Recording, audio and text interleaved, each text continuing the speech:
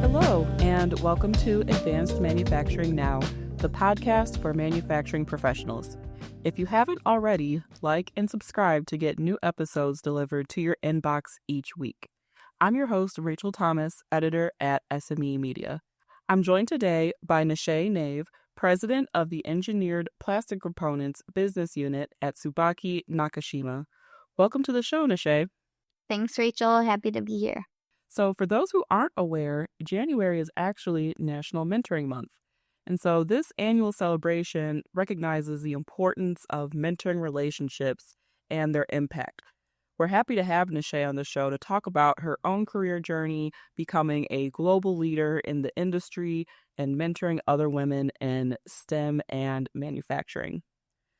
So Nashay, for my first question for you, in my research, I've learned that you've worked at several nationally recognized companies, including Caterpillar, DuPont, and Redwood Materials. So can you share a bit more about your career journey all the way to where you are now? Absolutely. So I'll start at the very beginning. I actually grew up on a farm in Iowa.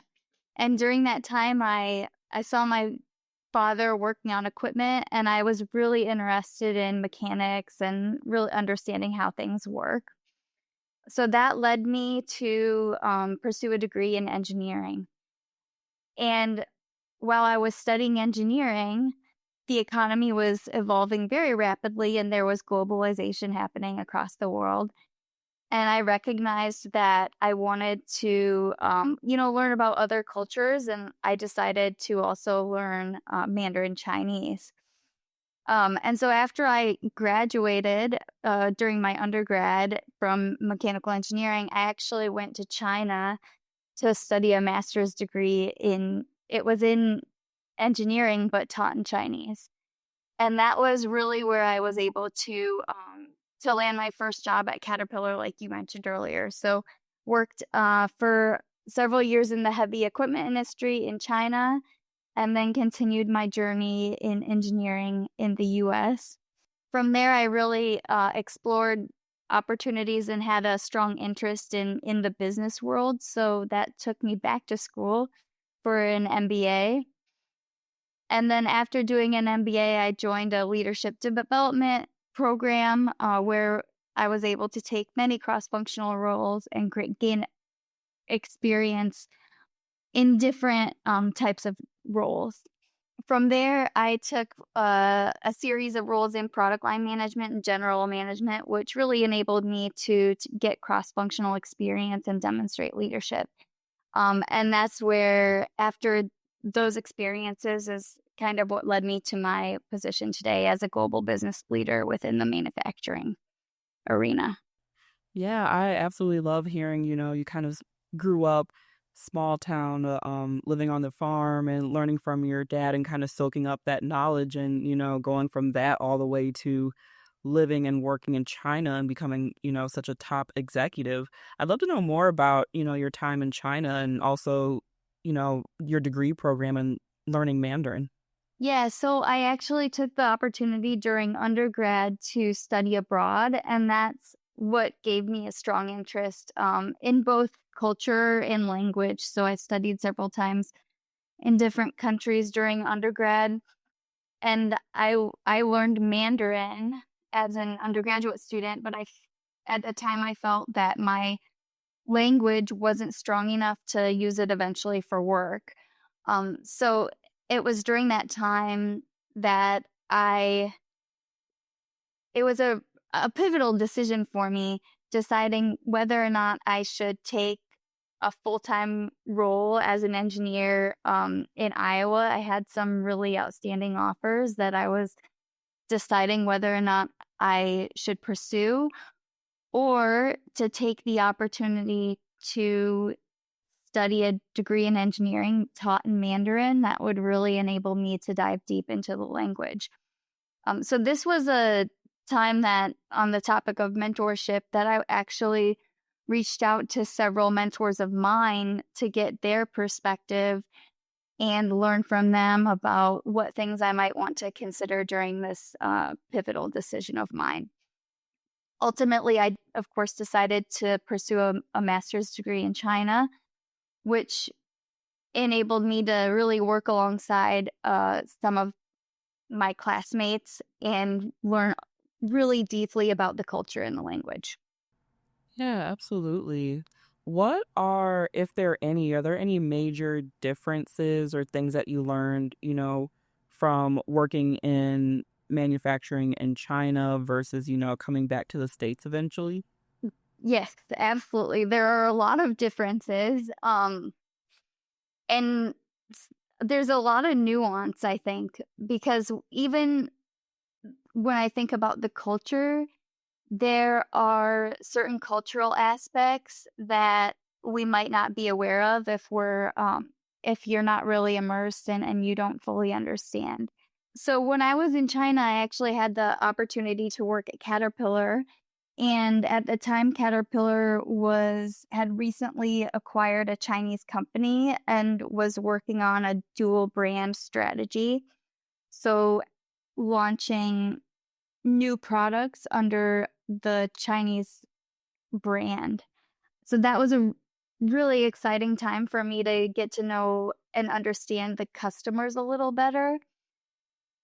And there were several differences in the way the customers thought about the product, which was really interesting to me, and that's also part of the reason why eventually I decided to pursue an MBA, because I really loved kind of the market positioning and how you think about products across different customer groups. Yeah, could you elaborate on that a bit more, just specifically what you learned from a marketing standpoint and how to position those products? Absolutely. So, what I learned is there's different ways to segment their market, and there are different types of customers depending on the particular application they're using the product in. And as one example, the way the Caterpillar brand obviously is a very top tier brand, and it's a premium product in the US as well as in China. But there are a certain subset of customers that have less demanding applications, and they might not need a machine or equipment that has that heavy duty requirement and aspect. And they might also expect to replace the machine every 5 years as compared with owning a machine for 40 years. So it was a little bit, there was just the different thought process that the customers had, and it impacted their buying decisions. I see. Yeah. Taking a look at your career thus far in its entirety, what would you say brings you the most joy in the field? What brings me the most joy is the people. So there are a few aspects of that. One is delivering products that our customers are really delighted with and really enjoy using or are very happy with. But the other aspect is being a global business leader and working with my teams, being able to be inspiring, and when we're all working on things that are fun and exciting, that's what brings me passion. Yeah, absolutely. As, being a top, global leader and executive in this field, and as you've continued in your career, especially being in a, male dominated field such as, manufacturing and engineering, what are some lessons that you'd say you've learned along the way? One of the lessons that comes to mind is it's really easy to just sit on the sidelines, but it's important to speak up, especially being somebody that's maybe different than some of our peers. We can add a lot of value in bringing a different perspective. So even though it's sometimes easier to sit back, I think speaking up, getting our voices heard, and bringing a different angle can really add a competitive advantage.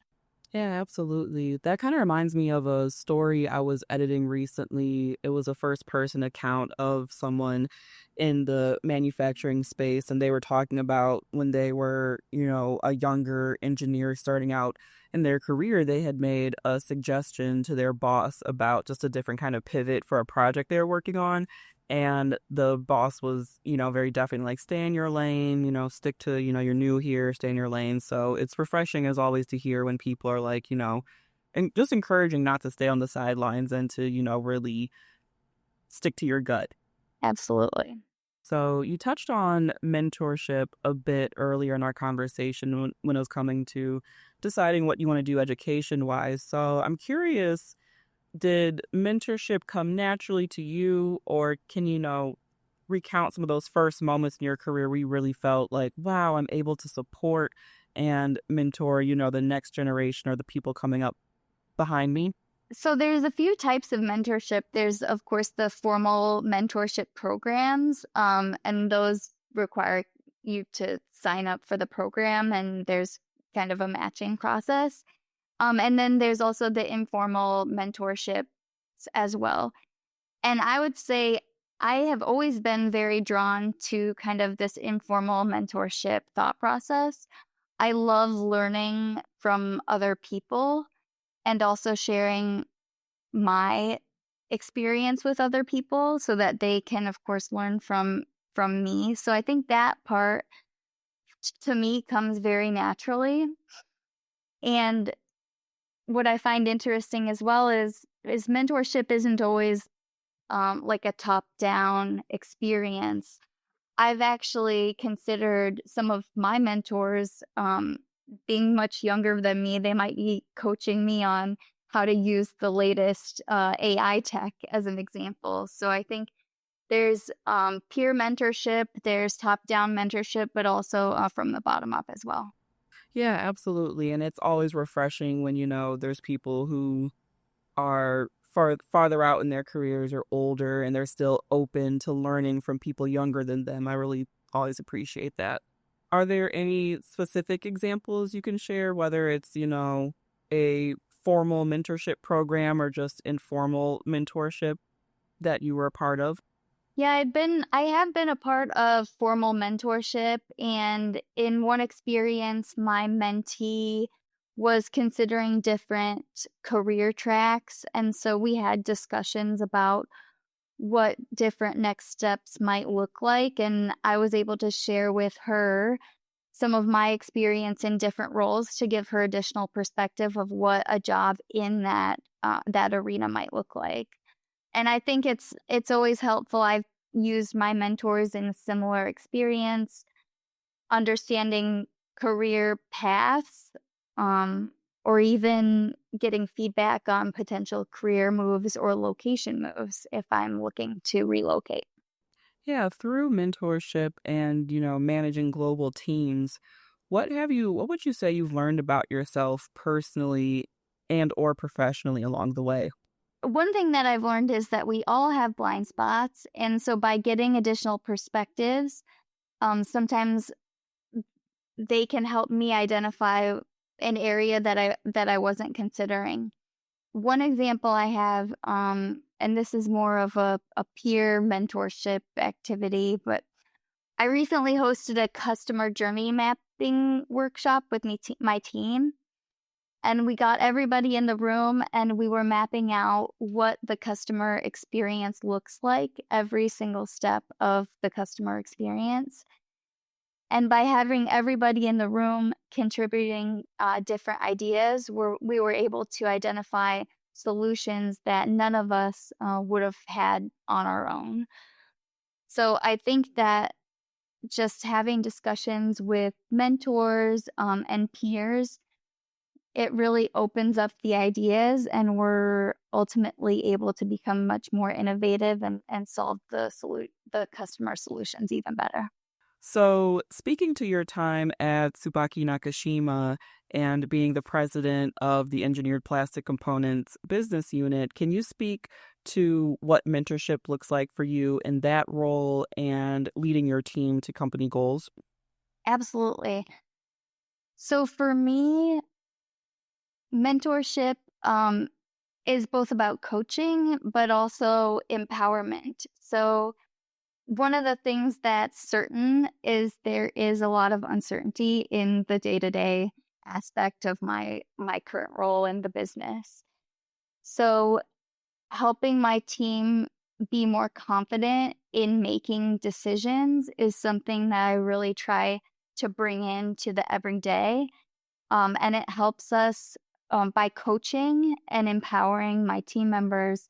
It helps us to react faster and learn faster so that we're able to move ahead and reduce the uncertainty. Absolutely. I love that. And, speaking to others, especially women who are seeking roles in industrial engineering or manufacturing, what words of advice or, any tips you have for them? So my first tip would be identify what you're passionate about and really leverage and seek that out because it's always important to be driven from your passion, and it really helps work feel less like work. So that's my first word of advice. And then of course, get an experience where you can. It might it might be formal work experience like an internship, but it could even be volunteer experience. Just having any type of experience that enables you to take leadership steps or better understand how business works. And then the last is really to trust yourself. Sometimes we are our own worst critics, and so being able to have trust in ourselves and advocate for yourself is something that I think is really powerful. Yes, absolutely. And speaking to women or any person who is, climbing the ladder, they have stepped into the leadership role, they're getting that experience, but they might feel that they're not connecting with their team or they're just feeling a little discouraged. What are some ways that you would help them boost their morale or boost their team's morale? Well, first, I think, and it takes a little bit of work, but being vulnerable can be really powerful. So if you feel like you're not connecting in the right way with your team, sometimes just being open with your challenges or even just stating the obvious that you don't feel like we're connecting well can go a long way, and it enables people to also themselves be more vulnerable, and you're able to kind of connect and work through the problems together. I agree. Sometimes the easiest thing can just be to be honest, to say, hey, this isn't working, or we're not clicking on the level I think we should be, however you would like to word that. I think sometimes people forget the simplest thing you can do is just be honest and communicate it. Are there any last things you'd like to add to the conversation that we haven't talked about so far, whether it be in your current role or mentorship or, even working abroad and experiencing different cultures? Yeah, no, I think that as it relates to mentorship, I talked a little bit about this earlier, but it's seek out new ideas. I love just learning from other people, and anyone can really step in and be a mentor, whether they're your superior or someone even that's working for you. So we're all better when we share ideas and we can work together on solution. Yes, absolutely. Well, thank you, Nashay, so much for joining us today. You've shared a lot of great insights. Thanks so much, Rachel. I really appreciate it. Yeah, of course. I do have one last question. If listeners want to learn more about you or Tsubaki-Nakashima or anything like that, where should they go to get more information? Yeah, I encourage everyone to follow me on LinkedIn and connect with me that way. Thank you. Awesome. Well, thank you so much. So, for our audience at home, you can find Nashay Naeve at LinkedIn, and we'll have her name and information written in the description so you can look her up that way. And to keep up with the latest manufacturing trends and hear more podcasts, you can subscribe to our newsletter and you can also hear podcasts wherever you listen to your current ones. And of course, visit us at advancedmanufacturing.org. Thank you, everyone, and take care.